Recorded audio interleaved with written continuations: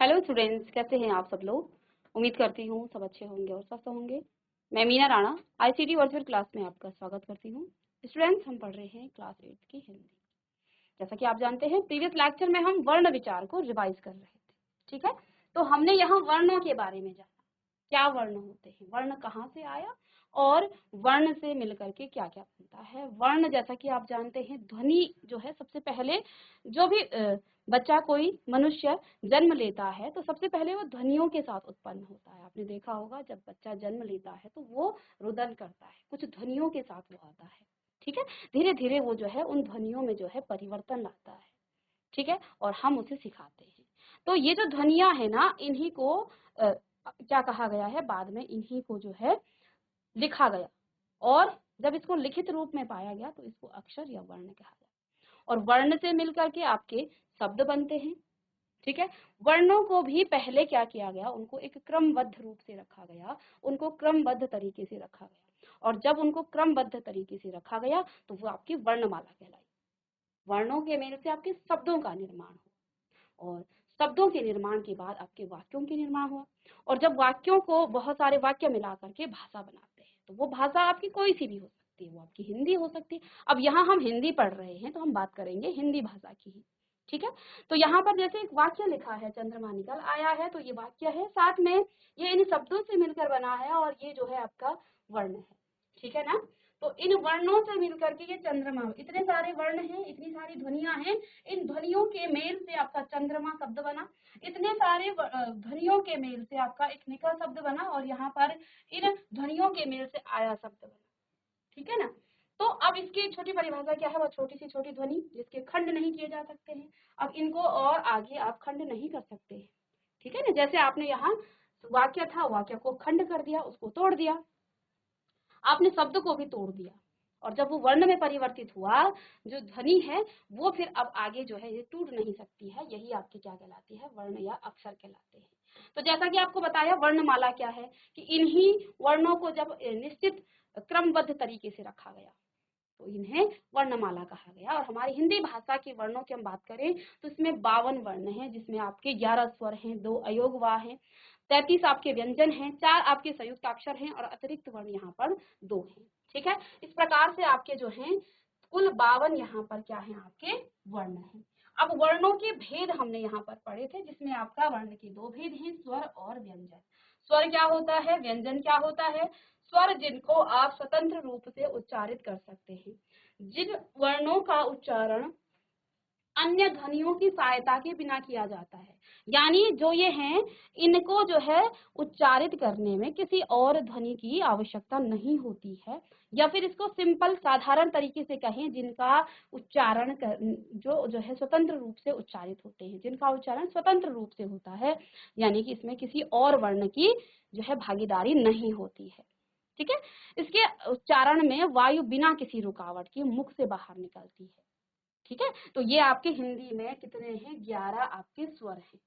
स्वरों के भी भेद हैं, ह्रस्व स्वर, दीर्घ स्वर और प्लुत स्वर, 3 प्रकार के इसके 3 भेद किए गए हैं। तो ह्रस्व स्वर, जिन स्वरों के उच्चारण में बहुत कम समय लगता है उन्हें ह्रस्व कहेंगे, जिनके उच्चारण में दुगना समय लगता है ह्रस्व से ज्यादा, उन्हें दीर्घ स्वर कहते हैं। और ग प्लुत स्वर, जिन स्वरों के उच्चारण में दीर्घ स्वर से भी अधिक समय लगता है। तो ह्रस्व आपके 4 हैं, दीर्घ आपके 7 है, और प्लुत स्वर का हिंदी में प्रयोग नहीं किया जाता है, लेकिन हमें जानना है कि प्लुत स्वर क्या होते हैं। तो जिनका उच्चारण हम जो है क्या करते हैं, लंबे स्वर में निकालते हैं। किसी दूर के व्यक्ति को जब आप आवाज मारते हैं, पुकारते हैं, तो आप लंबा स्वर निकालेंगे। ओम का उच्चारण करते समय आप ओम को बहुत लंबा खींचते हैं, तो इसमें ज्यादा समय लगता है, और इसका एक चिन्ह है इस प्रकार से। ठीक है ना, एस की तरह दिखता है, तो ये इसका चिन्ह है। अब यहाँ ये भी लिखा है कि हिंदी में इसका प्रयोग नहीं हो रहा है। अब जो स्वर हैं, स्वरों की मात्राएं क्या क्या होती हैं। जब भी हम क्या करते हैं, किसी व्यंजन में स्वर को जोड़ते हैं तो स्वर की मात्रा जुड़ती है, स्वर नहीं जुड़ता है। आपके पास यहाँ लिखा है क धन अ, क धन अ लिखा है, तो जोड़ करके आप कभी भी ऐसा नहीं लिखेंगे का। ठीक है, या फिर क धन ख है, तो आप इसको इस प्रकार से नहीं लिखते हैं। सॉरी, ख धन अ है,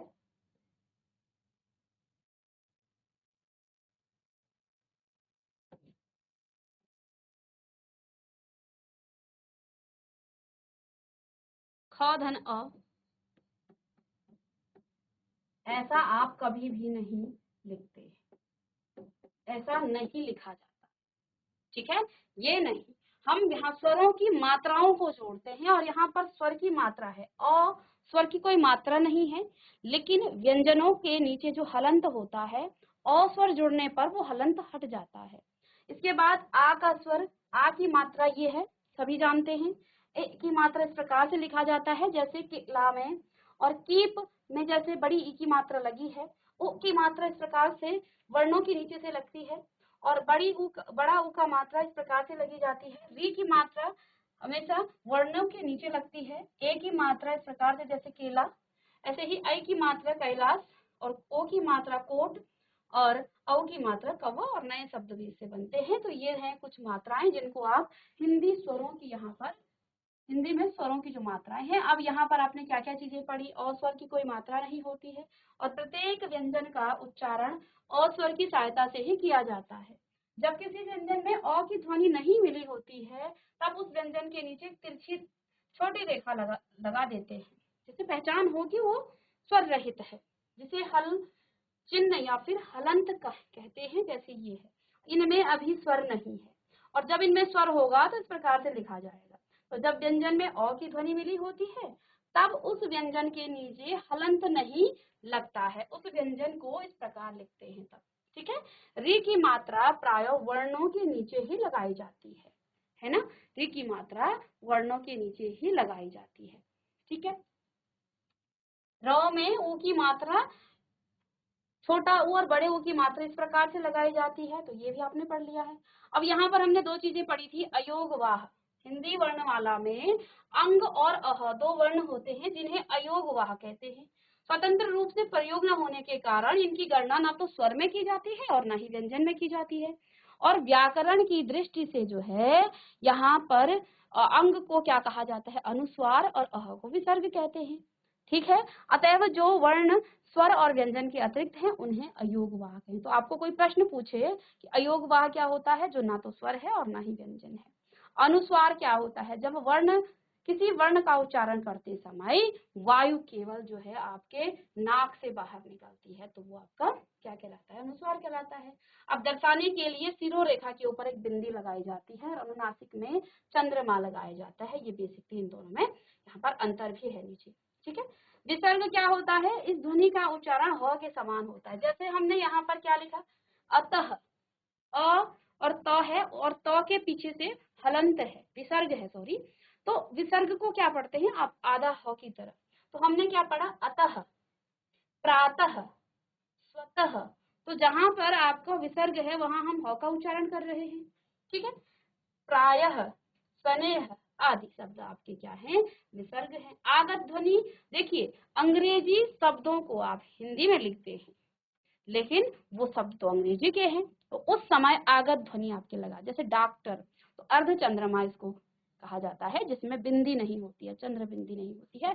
टाफी, बाल, ये आपके अंग्रेजी के कुछ शब्द हैं जिनको हिंदी में लिखा गया है। अब अनुस्वार और अनुनासिक में अंतर क्या है, ये भी हमने पढ़ लिया था, ठीक है। कि अनुस्वार में नाक, वायु जो है केवल नाक से बाहर निकलती है, जबकि अनुनासिक के उच्चारण में वायु मुख और नाक दोनों से बाहर निकलती है। तो जब आप क्या करेंगे, अनुस्वार का उच्चारण करेंगे, तो उस समय वायु आपके सिर्फ मुख से निकलेगी, लेकिन जब आपने अनुनासिक का उच्चारण करना है तो वायु आपके मुख और नाक दोनों से बाहर निकलेगी। अब इसके बाद आपने व्यंजन पढ़ लिया था प्रीवियस लेक्चर में, कि जिन वर्णों के उच्चारण में स्वरों की सहायता ली जाती है उन्हें व्यंजन कहते हैं। इसके उच्चारण में वायु थोड़ा रुककर मुख से बाहर निकलती है। और आप जानते हैं हिंदी में आपके 33 क्या है, व्यंजन है, ठीक है। व्यंजन के भी भेद हैं, स्पर्श के आधार पर, ठीक है, और श्वास मात्रा के आधार पर। स्पर्श के आधार पर आपका स्पर्श व्यंजन, अंतःस्थ व्यंजन और ऊष्म व्यंजन। तो स्पर्श व्यंजन भी आपने प्रीवियस लेक्चर में यहाँ पर आपने क्या कहा कि जिनको, देखिए हमारे मुख के अंदर जितने भी स्थान हैं, आपकी जीभ किस वर्ण का उच्चारण करते समय किस स्थान को क्या कर रहा है, टच कर रहा है, यानी उसको वो छू रहा है। तो इस आधार पर भी आपके व्यंजनों के भेद हुए हैं। तो आप जानते हैं हिंदी भाषा में 5 वर्ग हैं और इनमें 5 ही वर्ण हैं, ठीक है ना। क वर्ग, च वर्ग, प्रथम वर्ण के आधार पर ही इनका नामकरण भी है। क वर्ग क ख ग घ अंग। तो देखिए हमारे कंठ से ये आवाज आ रही है, इसलिए इनको कंठ कहा जाता है। च वर्ग च छ ज झ य। तो आप हमारे तालु को स्पर्श कर रही है हमारी जीभ मुख के अंदर, आप उच्चारण कीजिए, जिस भी स्थान को आपकी जीभ क्या कर रही है, टच कर रही है, वो आपकी तालु है। और ट वर्ग के जो आपके वर्ण हैं उनका उच्चारण करने में जहां आपकी जीभ क्या कर रही है, टच कर रही है, वहां पर आपका वो मूर्धा स्थान है, ट ठ ड ढ ण, ठीक है। त थ द ध न। अब देखिए आपकी जीभ आपके दांत को स्पर्श कर रही है, तो दांत से इसे दंत्य कहा जाएगा। प वर्ग आपकी ओष्ठ से, यानी कि आपके होठों से जो है इसका उच्चारण होता है, इसलिए इसको ओष्ठ कहा जाता है। और प्रत्येक वर्ग के अंतिम वर्ण को पंचम वर्ण कहते हैं। प्रत्येक वर्ग का नाम अपने वर्ग के प्रथम वर्ण के आधार पर रखा जाता है, ठीक है। अंतः व्यंजन, जिन व्यंजनों के उच्चारण में वायु मुख के किसी भाग को पूरी तरह स्पर्श नहीं करती, आधा, ठीक है ना, उसे अंतःस्थ कहते हैं। जैसे आपका य र ल, ये आपके अंतःस्थ व्यंजन है। और ऊष्म व्यंजन जिसका उच्चारण करने में आपके मुख जो है से गर्मी पैदा होती है, ऊष्मा पैदा होती है, उसे हम ऊष्म व्यंजन कहते हैं। अब तीन आपके जो स हैं, तालव्य स, मूर्धा स और दंत्य स, ये स हो गए और ह, ठीक है। तो इसमें जो है हमारे मुख के अंदर जो है हमारी जीभ क्या करती है, ऊष्मा पैदा करती है, ठीक है ना। विभिन्न भागों के साथ ये क्या करती है, रगड़ खाती है और फिर ऊष्मा पैदा करती है। दूसरा इसमें श्वास मात्रा के आधार पर है, जिसमें अल्प प्राण और महाप्राण आपके दो भेद हैं। अल्प प्राण जिन वर्णों के उच्चारण में वायु की मात्रा कम होती है उन्हें अल्प प्राण कहा जाता है। और वर्ग के पहले, तीसरे और पांचवें जो वर्ण हैं वे आपके अल्प प्राण हैं। साथ में आपके ड़, य, र, ल, व, ये भी आपके अल्प प्राण हैं। और महाप्राण क्या होते हैं, जिनके उच्चारण में वायु की मात्रा अधिक होती है, तो उन्हें महाप्राण कहा जाएगा। अब हिंदी वर्णमाला में जैसे जो आपके वर्ग है ना, पांचों वर्ग, उनके दूसरे और चौथे जो वर्ण हैं वे आपके महाप्राण कहलाते हैं। हमने कल की क्लास में यहाँ पर आपको बताया संयुक्त व्यंजन किसे कहते हैं, दो भिन्न व्यंजनों के परस्पर मेल से। अब यहाँ पर एक चीज ये है कि पहला जो व्यंजन होगा वो आपका स्वर रहित होगा और दूसरा आपका स्वर सहित होगा। तो अब यहाँ देखिए क स्वर रहित है और ये जो स है ये स्वर सहित है, इन दोनों के मेल से अक्षर बनता है, ठीक है। इसको नोट डाउन कर लेंगे, त स्वर रहित और र आपका स्वर सहित है, तो त और र से मिलकर के त्र बनता है। ज और यो, तो इन दोनों से आपका ज्यो बनता है, ये स्वर रहित और ये स्वर सहित। ऐसे ही श और र से मिलकर के आपका श्र बनता है, तो ये स्वर रहित और ये आपका स्वर सहित है, ठीक है ना। तो ये आपका है। चलिए अब इसके बाद आप हेडिंग डालिएगा द्वितीय व्यंजन, ठीक है। जब एक व्यंजन अपने ही जैसे दूसरे व्यंजन से मिलता है तो उसे क्या कहा जाता है, द्वितीय व्यंजन, द्वित्व व्यंजन, ठीक है।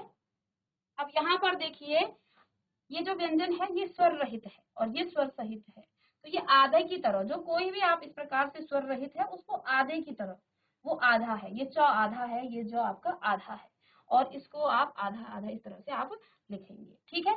अब देखिए यहाँ पर आधा क और पूरा क आया है, तो देखिए जैसे आपके पक्का, छक्का, ठीक है, कच्चा, बच्चा, छज्जा, मज्जा, है ना। तो ये आपके द्वित्व व्यंजन है, ठीक है। ऐसे ही ट, आधा ट और पूरा ट, तो कट्टा, सट्टा, छत्ता, सत्ता, छिन्न और भिन्न, ठीक है।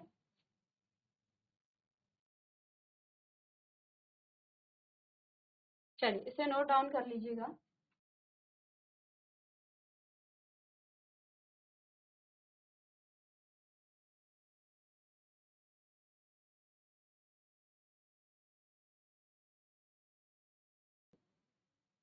तो अब देखिए यहाँ पर दो अतिरिक्त व्यंजन भी आपके हैं। तो देखिए जिन व्यंजनों का उच्चारण करते समय आपकी जो जीवा है वो ऊपर उठकर मूर्धा को स्पर्श करती है और तुरंत नीचे गिरती है, उन्हें अतिरिक्त व्यंजन कहते हैं, ठीक है। अब जैसे आपका ड़, तो आपने जल्दी से बोला ड़, आपकी जीभ मूर्धा को स्पर्श करी और तुरंत से नीचे आ गई, स्पष्ट इसको उच्चारित कीजिएगा, ठीक है। ऐसे ही ढ, ठीक है। तो ये है आपके दो अतिरिक्त व्यंजन। जैसे आपने पेड़, सड़क, रगड़, पहाड़ आदि शब्द आपके इससे बनने वाले शब्द हैं। और जैसे आपका यहाँ पर ढ से गढ़, गुड़िया और कढ़ाई, बाढ़, ये आपके क्या हैं, इससे बनने वाले नए शब्द हैं, या जो शब्द आपको दिख रहे हैं ये कुछ शब्द हैं। तो ये आपके अतिरिक्त व्यंजन कहलाते हैं। अब यहाँ पर आपके संयुक्ताक्षर हैं, ठीक है ना। संयुक्ताक्षर, जब एक स्वर रहित व्यंजन अन्य स्वर सहित व्यंजन से मिलता है तो वो आपका क्या कहलाता है, संयुक्ताक्षर।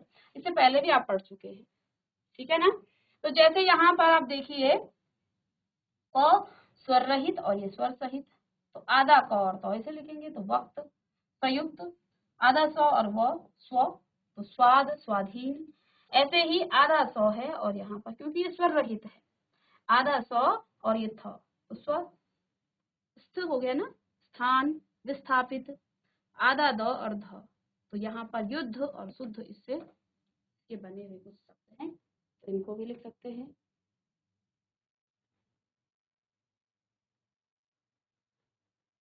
तो देखिए ये जो है अलग अलग मिल करके जो है नया शब्द तो नहीं बनाते हैं, ठीक है। जैसे हमने यहाँ इससे पहले आपके 4 जो है शब्द बने थे, संयुक्त व्यंजन जिसको कहा, तो संयुक्त व्यंजन यहाँ इन दोनों से मिल करके एक नया अक्षर बना, एक नया वर्ण बना, ठीक है। ये संयुक्त व्यंजन है और नीचे हम पढ़ रहे हैं संयुक्त अक्षर, ठीक है। तो इससे यहाँ नए शब्द बना, आधा को, ये भी स्वर रहित है, ये स्वर सहित है, ठीक है। तो इससे जो है एक नया ही वर्ण यहाँ पर बन रहा है, आधा तो स्वर रहित और ये रॉ, इससे मिलकर के त्र बनता है, ज और यो से मिलकर के ज्यो बना, स और र से मिलकर के श्र बना। तो नए शब्द, नए वर्ण बन रहे हैं, सॉरी शब्द नहीं, यहाँ वर्ण होगा। और यहाँ पर देखिए आप, यहाँ पर संयुक्ताक्षर में नया नहीं बनेगा, वही जो है आपका आधा क है और तो है, तो आधा क और तो ही इसको लिखेंगे, ठीक है। तो संयुक्त व्यंजन आपके सिर्फ 4 ही हैं, जहां पर एक स्वर रहित और एक स्वर सहित व्यंजन जुड़ करके नए वर्ण का निर्माण करते हैं। बाकी यहाँ पर कई आपके स्वर रहित और स्वर सहित, तो उनको आप इसको तो आधे वर्ण की तरह प्रयोग करेंगे और ये तो पूरा है, तो आधा क और तो है, तो वक्त और संयुक्त, ये भी आपका आधा है और ये आपका पूरा है, तो ये आधा सा और वो, इस तरह से आपके स्वाद, स्वाधीन, वक्त, संयुक्त, संयुक्त, स्थान, स्थापित, युद्ध और शुद्ध, ये नए शब्द बने हैं। अब रॉ का प्रयोग आप कहाँ कहाँ और किस किस प्रकार से आप करते हैं, ठीक है। तो ये भी यहाँ पर पहले इसको लिखें, रॉ का प्रयोग हम किस किस प्रकार से करते हैं। आपने देखा होगा आप रॉ को विभिन्न प्रकार से प्रयोग करते हैं, ठीक है। आप सपोज दैट आप रॉ का प्रयोग क में कर रहे हैं, ठीक है, तो कभी आप ऐसे भी लिख देते हैं रॉ को, कभी आप ऐसे भी रॉ को लिखते हैं, ठीक है। और आपने देखा होगा जब आप टॉ में प्रयोग करते हैं तो इस प्रकार से भी रॉ का ही प्रयोग होता है, ठीक है। तो कई प्रकार से रॉ का प्रयोग किया जाता है, ठीक है। तो यहाँ पर इसी को भी हम सीखेंगे और उसको लिखेंगे, और कहाँ कहाँ कैसे कैसे प्रयोग होता है यही हम यहाँ पर सीखने वाले हैं। तो अब आप हेडिंग डालिएगा रॉ का प्रयोग, रॉ का प्रयोग।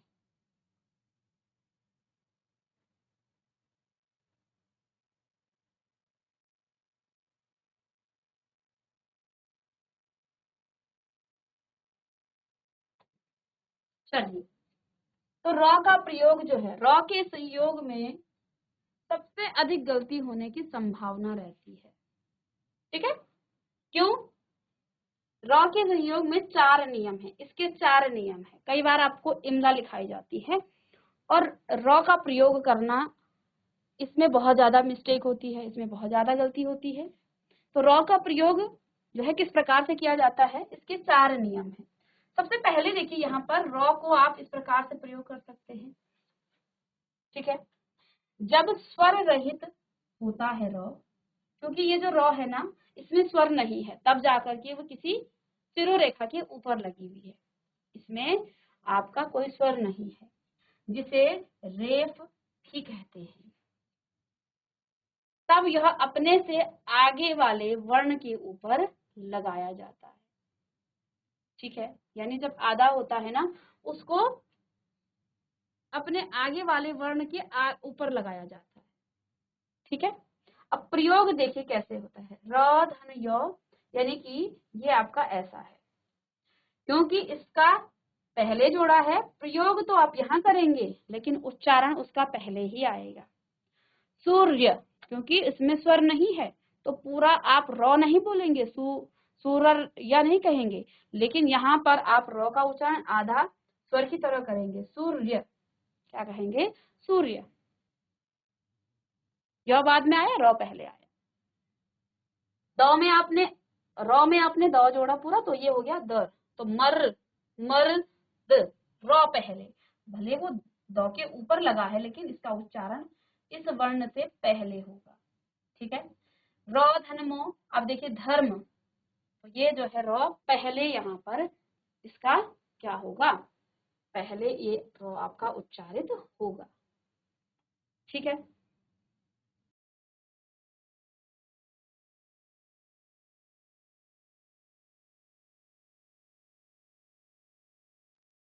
तो अब ये जो है कैसे प्रयोग होता है? जब आपका र स्वर रहित होता है, तब वो जो है अपने से आगे वाले वर्ण के ऊपर लगाया जाता है, यानी आगे जो उसके आने वाला वर्ण है उसके ही ऊपर लगा दिया जाता है। ठीक है, अब दूसरा यहाँ पर क्या है, इस प्रकार से र से पूर्व यदि कोई भी स्वर रहित व्यंजन होने पर, यानी कि अब स्वर रहित पहले है और स्वर सहित बाद में। ठीक है, यानी कि र से पूर्व, र से पहले यदि कोई क्या आ जाए, स्वर रहित व्यंजन आ जाए, तो र को उसके पैरों में लगाया जाता है। ठीक है ना, तो ये तो आप जानते हैं, त और र मिलकर के आपका त्र बनाते हैं, ये तो आपने ऊपर भी पढ़ लिया संयुक्त व्यंजन में। अब यहाँ पर क देखिए, क आधा है और र आपका पूरा है, तो इसको क्र बोलेंगे। ठीक है, इसमें र नहीं होगा, बल्कि क स्वर रहित है, तो ये आपका क्र है। ठीक है, हमने क्र उच्चारण में ध्यान दे, क का आधा उच्चारण आ रहा है और र का पूरा उच्चारण आ रहा है। ठीक है, जब आपने मर्द का उच्चारण किया तो यहाँ र का आधा उच्चारण आ, तो इसको बार बार उच्चारित कीजिए और इसको सुनिए कि उच्चारण किसका पूरा आ रहा है और किसका आधा आ रहा है। आपने इसका इस क्र को बोला क्र क्र क्र क्र, तो क आधा आया और र आपका पूरा आया है यहाँ पर, तो उच्चारण क र का पूरा है और क का आधा है, तो चक्र हो गया आपका। ठीक है, प है स्वर रहित और र आया, तो उसको प्र, तो प आधा हमने उच्चारण किया और र कह रहे हैं, तो प्र हो जाएगा, तो प्रभा। ठीक है, ये दूसरा नियम है र का। तीसरा है, इस प्रकार से आपने देखा, इस प्रकार से भी आप लगाते हैं र, कहाँ लगता है? यही यहाँ पढ़ना है। ट तथा ड में के साथ र का संयोग होने पर र उसके नीचे दो तिरछी रेखाओं के रूप में लगा होगा। तो आपने देखा होगा, दो ही जगह आप र को ऐसे देखेंगे, जब ड के साथ प्रयोग होता है और ट के साथ। तो देखिए ट्रक, तो ट्रक में जो ट्रक है ना, ये ट आधा है, ट्रक क, ट्रक। ठीक है, ट्रक ट्र, ट का आधा और र का पूरा उच्चारण। ड्र, ड्र, ड आधा और र का पूरा उच्चारण, तो ड्रम ड्रामा और ट्रक ट्रेन। तो इस प्रकार से भी आप क्या करते हैं, इसका उच्चारण करते हैं। ठीक है,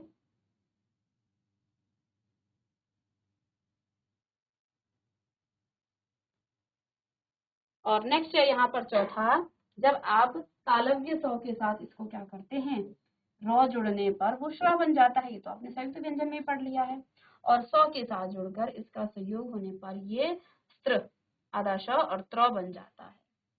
ठीक है ना, तो यहाँ पर जैसा आपका श्रम हो गया, श्रेष्ठ हो गया, और श्रोत हो गया, और सहस्त्र, ये सब। ठीक है,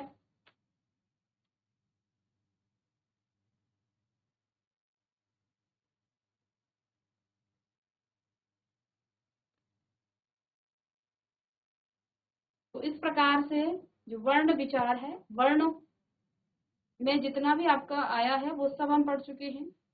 हमने स्वर के भेद पढ़े, स्वर के 3 भेद आपने पढ़े, जिसमें आपका पहला ह्रस्व स्वर, दीर्घ स्वर और प्लुत स्वर है।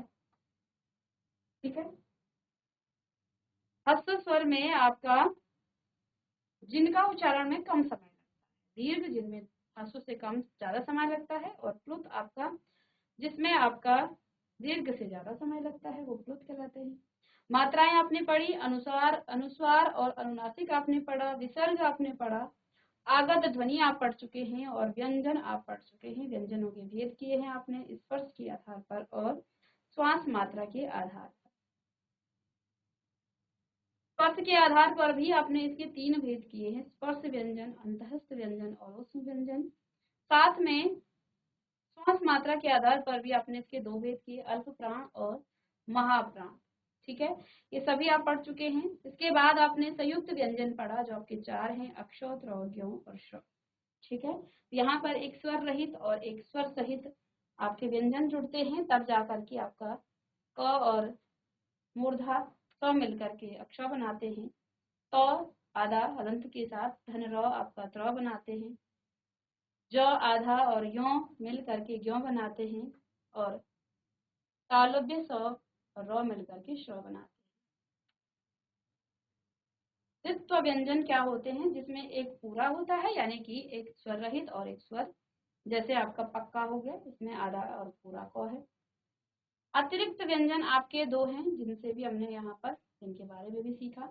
साथ में संयुक्त अक्षर क्या है, ये भी हमने सीखा। र का प्रयोग आप किस प्रकार से करते हैं, ये भी आप सीख चुके हैं। अब यहाँ पर हमने व्यंजनों, वर्णों के बारे में पढ़ लिया है। ठीक है, लेकिन अगर इन वर्णों से ही आपके क्या मिल जाए, शब्द बने, ठीक है, तो उन शब्दों को वर्णों में कैसे आप विच्छेदित करते हैं, है ना, उनको आप कैसे विच्छेदित करते हैं?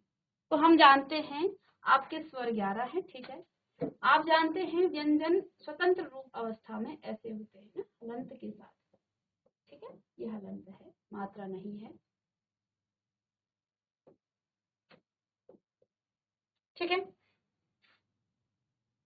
और यदि इनमें स्वर जुड़ा हो तो ये ऐसा होता है, कोई सा भी। ओ का स्वर है, आ होता तो का होता, इ होता तो के होता, तो इस प्रकार से ये होते हैं। अब आपके पास कोई शब्द दे रखा है, आपने उसका क्या करना है, वर्ण विच्छेद करना है। जैसे पीतल शब्द लिखा है ना, यहाँ पर आप देख पा रहे हैं पीतल। ठीक है, तो अब देखिए पी शब्द प को इस प्रकार से, धन आप यहाँ पर ई की मात्रा, और जब मात्रा को आप विच्छेदित करते हैं तो पूरा स्वर यहाँ लिख लेते हैं। ठीक है ना, फिर हम उस पूरे स्वर को लिख लेते हैं। फिर तो आया, इससे हमने स्वर अलग कर दिया, ये अ, और लो आया, और फिर आपका अ आया है। तो इस प्रकार से पीतल का आपने यहाँ पर वर्ण विच्छेद किया, पीतल का आपने यहाँ पर वर्ण विच्छेद। ठीक है,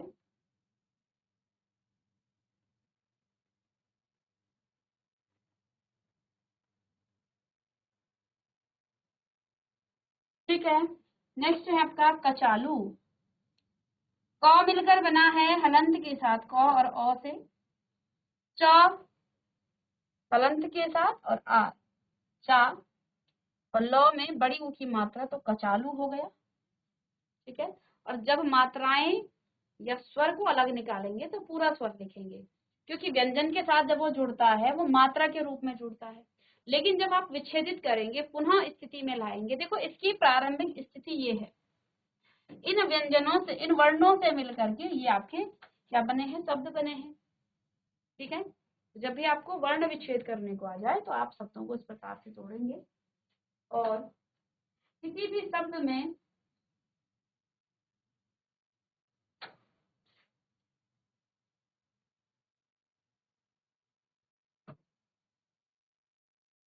शब्द में जब स्वर जुड़ा होता है तो वो मात्रा के रूप में। अब देखिए करेला, क मिला है किस किस से, क और अ, ये हलंत के साथ।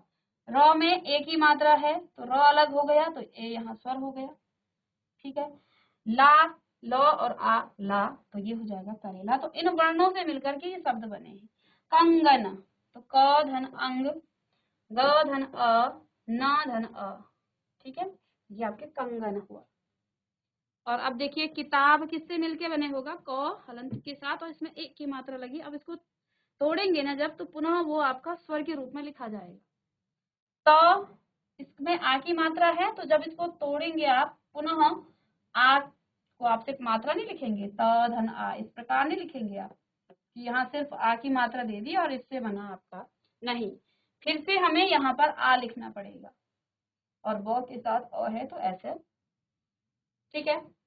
कृपालु, क में री की मात्रा लगी है, तो क धन री, क में आपका आ की मात्रा है, प धन आ, और ल में ओ की मात्रा है। लठैत, ल में कुछ नहीं है तो ये तो अ आएगा। ठ में आई की मात्रा है, ठ धन आई, त में आपका कुछ नहीं है तो अ आएगा। नौकर, नौ में औ की मात्रा है, तो नौ धन औ, क धन अ और रो धन अ। इस प्रकार से आप वर्ण विच्छेद भी कर सकते हैं, ठीक है। चलिए, तो इस प्रकार से आपका ये वर्ण विच्छेद का जो चैप्टर है वो आपका कंप्लीट हुआ, ठीक है। अब यहाँ पर कुछ चीजें आपको दोहरानी है और साथ में कुछ प्रश्न उत्तर हैं। तो देखिए, वह छोटी से छोटी ध्वनि जिसके खंड नहीं किए जा सकते वो आपके वर्ण कहलाते हैं। हिंदी वर्णमाला में दो प्रकार के वर्ण हैं, स्वर और व्यंजन। कौन कौन से? स्वर और व्यंजन, ठीक है। इसके बाद आपका स्वरों की सहायता से उच्चारित ध्वनि व्यंजन कहलाती है। और स्पर्श के आधार पर व्यंजन के तीन भेद हैं, स्पर्श, अंतस्थ और ऊष्म। श्वास मात्रा के आधार पर दो हैं, अल्पप्राण और महाप्राण। और दो विभिन्न व्यंजनों के परस्पर मेल से संयुक्त व्यंजन बनते हैं, जिसमें अक्षरोत्तर और क्यों आपका आ जाता है। साथ में ये आपके बहुविकल्पीय प्रश्न हैं, इनको आप नोट डाउन कीजिएगा और इन्हें घर से करके आप लाएंगे, ठीक है। तो हिंदी वर्णमाला में कितने वर्ण हैं ये सारा हम पढ़ चुके हैं। हिंदी वर्णमाला में कितने स्वर हैं, साथ में किस स्वर के उच्चारण में दीर्घ स्वर से अधिक समय लगता है, स्वरों के चिन्ह क्या कहलाते हैं, ठीक है। और कुछ यहाँ पर आपके उत्तर देने वाले प्रश्न हैं। वर्ण और वर्णमाला को परिभाषित कीजिए, स्वर के भेद उदाहरण सहित बताइए, अयोग वाक्य किसे कहते हैं, अनुनासिक और अनुस्वार में क्या अंतर है, व्यंजन से क्या आशय है और इसके भेदों का वर्णन करना है उदाहरण के साथ। रॉ के संयोग से प्रमुख नियमों को आपने संयोग के प्रमुख नियमों को स्पष्ट करना है, सही का निशान लगाना है, और स्वर की कोई मात्रा नहीं होती है, गलत है या सही। हिंदी वर्णमाला में अ, अंग और अह अतिरिक्त व्यंजन कहलाते हैं, क्या ये सही है? सही है तो सही का निशान लगाएं और गलत है तो गलत का निशान लगा सकते हैं। और साथ में हिंदी में व्यंजनों की संख्या 33 है और संयुक्त व्यंजन मुख्यतः 5 है, ठीक है। तो ये आपका अभ्यास प्रश्न भी आ जाएंगे, इनको भी आप नोट डाउन कीजिएगा और फिर इन्हें नेक्स्ट क्लास में आप करके लाएंगे और इनकी आंसर आप बताएं। चलिए स्टूडेंट्स, इसी के साथ आपका ये जो वर्ण विचार का जो चैप्टर है वो कंप्लीट हो गया है।